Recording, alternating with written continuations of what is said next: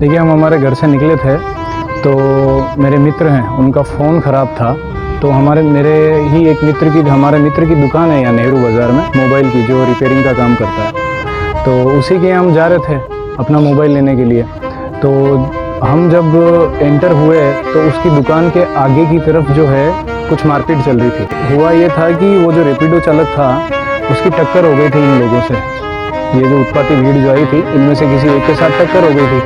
तो उन लोगों ने इसको बुरी तरह से मार पीटने के बाद डरा धमका करके उससे गाड़ी ठीक करने के एवज में पैसे भी वो ऐंठने लग गए थे, प्रेशर डाल करके। तो फिर हम अपनी गाड़ी उस दुकान से थोड़ा पहले ही लगा करके और पैदल वहाँ पर गए और उस चालक से बात करी कि भाई क्या हुआ तेरे साथ, ये क्यों भीड़ इकट्ठा है, क्या हो गया। तो वो हमको पूरा घटनाक्रम बताने लग गया। तो और उसके मन में भी थोड़ी सहयोग की अपेक्षा थी कि यार भीड़ में कोई मेरा सहयोग नहीं कर रहा है। तो वो हमको अपना पूरा घटनाक्रम बताने लग गया कि भैया हमारे साथ ऐसा हुआ, ये हुआ। तो मैं लॉ का विद्यार्थी हूँ, तो मैंने सबसे पहला सजेशन यही दिया कि थाना जो लगता है मेरे अपन वहाँ चलते हैं और रिपोर्ट दे देते हैं। तो उन्हीं में से एक लड़का आया जो शायद काला कोट और वाइट शर्ट पहन रखा था। उसने आते ही बदतमीजी करना चालू कर दिया कि तुम कौन होते हो, तुम्हारा क्या काम है, हाँ मेरे बाप ने मारा है और तुम्हारे क्या करना है, तुम ज़्यादा हीरो बन रहे हो। ये करते करते वो जो 10, 12, 15, 20 लोगों की जो भीड़ थी वो हमारे ऊपर टूट पड़ी।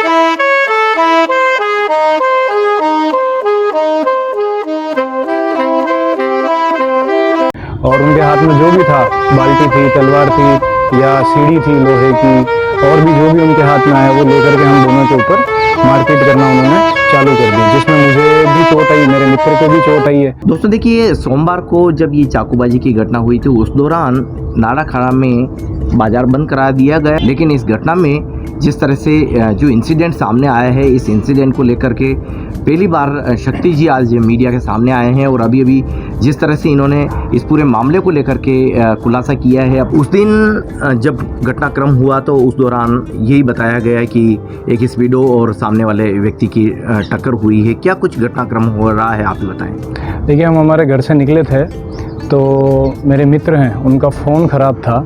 तो हमारे मित्र की दुकान है यहाँ नेहरू बाज़ार में मोबाइल की, जो रिपेयरिंग का काम करता है। तो उसी के हम जा रहे थे अपना मोबाइल लेने के लिए।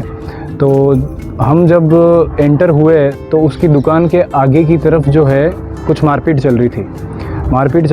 हुआ ये था कि वो जो रैपिडो चालक था उसकी टक्कर हो गई थी इन लोगों से। ये जो उत्पाती भीड़ जो आई थी, इनमें से किसी एक के साथ टक्कर हो गई थी। तो उन लोगों ने इसको बुरी तरह से मार पीटने के बाद डरा धमका करके उससे गाड़ी ठीक करने के एवज में पैसे भी वो ऐंठने लग गए थे, प्रेशर डाल करके। तो फिर हम अपनी गाड़ी उस दुकान से थोड़ा पहले ही लगा करके और पैदल वहाँ पर गए और उस चालक से बात करी कि भाई क्या हुआ तेरे साथ, ये क्यों भीड़ इकट्ठा है, क्या हो गया। तो वो हमको पूरा घटनाक्रम बताने लग गया। तो और उसके मन में भी थोड़ी सहयोग की अपेक्षा थी कि यार भीड़ में कोई मेरा सहयोग नहीं कर रहा है। तो वो हमको अपना पूरा घटनाक्रम बताने लग गया कि भैया हमारे साथ ऐसा हुआ, ये हुआ। तो मैं लॉ का विद्यार्थी हूँ, तो मैंने सबसे पहला सजेशन यही दिया कि थाना जो लगता है नियरेस्ट अपन वहाँ चलते हैं और रिपोर्ट दे देते हैं। तो उन्हीं में से एक लड़का आया जो शायद काला कोट और वाइट शर्ट पहन रखा था। उसने आते ही बदतमीजी करना चालू कर दिया कि तुम कौन होते हो, तुम्हारा क्या काम है, हाँ मेरे बाप ने मारा है और तुम्हारे क्या करना है, तुम ज़्यादा हीरो बन रहे हो। ये करते करते वो जो 10, 12, 15, 20 लोगों की जो भीड़ थी वो हमारे ऊपर टूट पड़ी।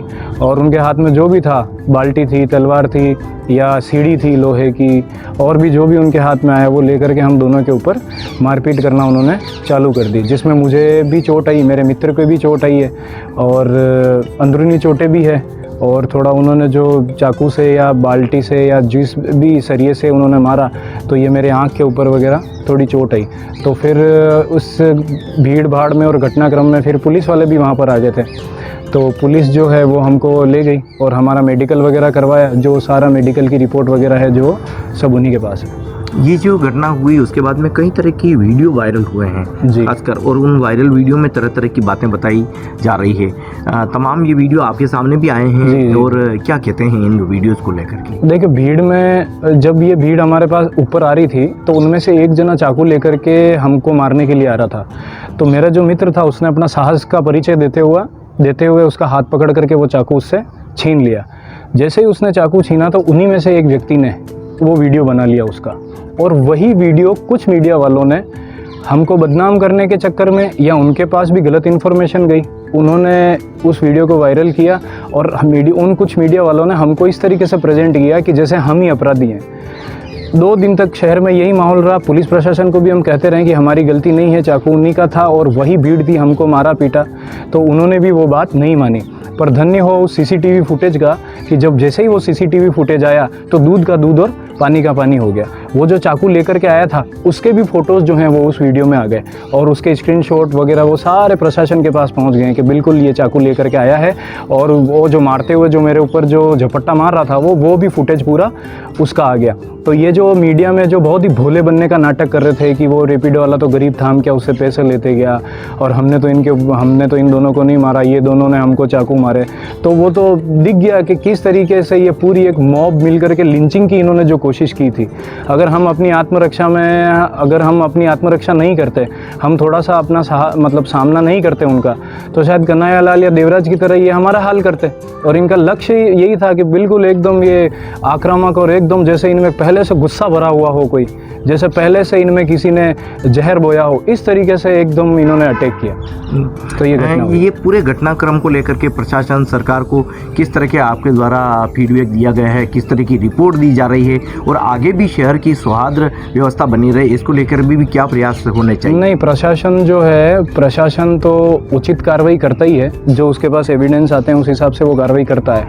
और पहले के 2 दिन में प्रशासन के हाथ में जो चीज़ें थी उनके आधार पर वो कार्रवाई कर रहे थे। तो हम दोनों को 151 में हमको गिरफ्तार भी किया, हमको पाबंद भी किया। और जब उनके पास सीसीटीवी फुटेज आ गए, सारे साक्ष्य आ गए, तो उनको पूरी घटना का दूध और पानी का पानी हो गया। तो वो सारा मामला प्रशासन उचित कार्रवाई कर। अब जैसे आप कह रहे हैं कि आप 2 थे और रैपिडो वाले को मार रहे थे, पूरा मोब आ गया, तो किस तरह से खुद को भी बचाया और इस पूरे घटनाक्रम को लेकर के संभाला? जी, खुद को भी बचाया, उसको भी बचाया, और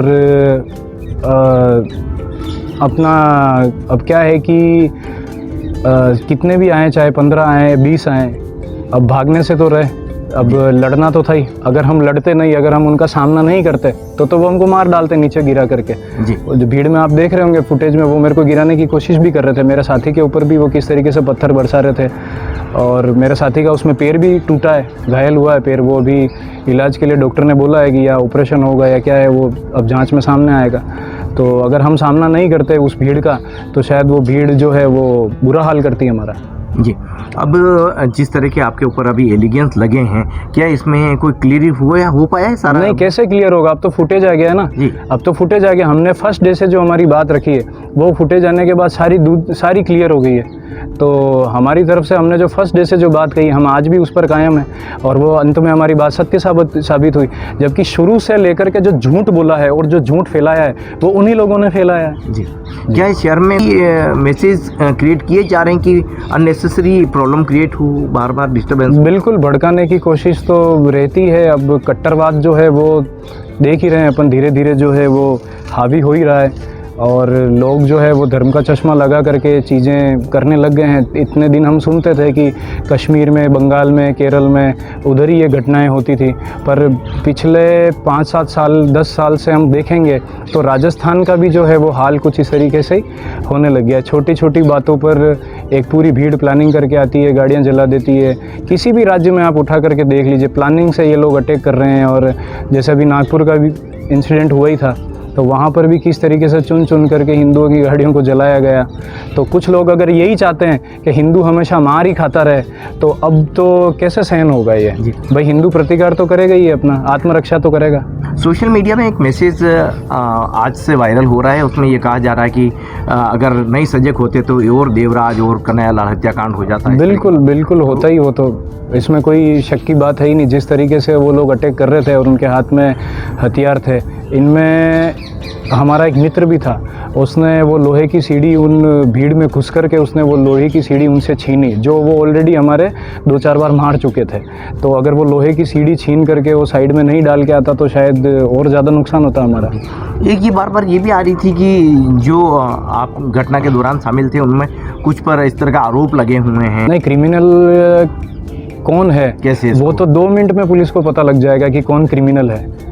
मैं तो शुरू से विद्यार्थी जीवन से जस्ट अभी निकला हूँ जी। तो मेरा तो कोई क्रिमिनल रिकॉर्ड है नहीं, मैंने तो कभी इस तरीके से उल्टे सीधे कभी काम किए हैं नहीं, अच्छे संपन्न परिवार से हूँ, मुझे आवश्यकता भी नहीं है। भाई जनता के लिए एक ही मैसेज है कि अगर आप जीवित हैं, जीवित रहना चाहते हैं, तो मेरा एक ही आपसे रिक्वेस्ट है कि लड़ना सीखिए, और कभी भी कोई भी भीड़ आप पर अटैक कर सकती है, तो आप तैयार रहिए, मानसिक तौर से तैयार रहिए। और हम मार खाने के लिए पैदा नहीं हुए हैं, ठीक है। अगर कोई हमारे ऊपर आएगा या कोई, तो हमारे महापुरुषों ने भी अपने प्राणों की रक्षा के लिए, अपनी प्रजा की रक्षा के लिए मतलब आमना सामना किया ही था, युद्ध किए ही थे।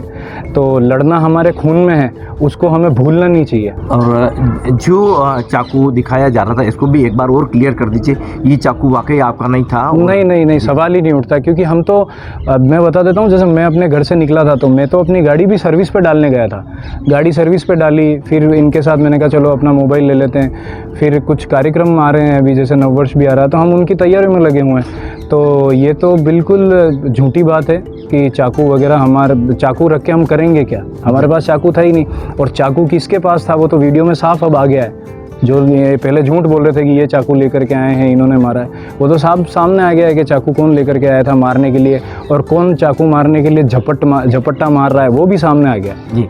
तो ये थे शक्ति जी, इनका ये साफ कहना है कि स्पीडो वाले लड़के को बचाने के लिए यहाँ पहुँचे थे, और रास्ते में जब इस तरह का घटनाक्रम हो रहा था और इस दौरान यहाँ से गुजरे, तो इन्होंने इस घटनाक्रम में उसको बचाने के लिए सहयोग किया था।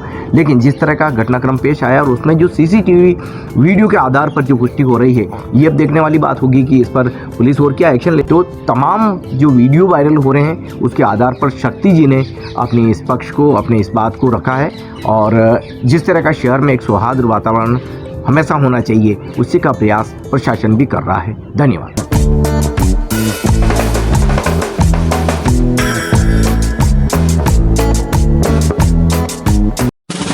आप देख रहे हैं राष्ट्र न्यूज चैनल।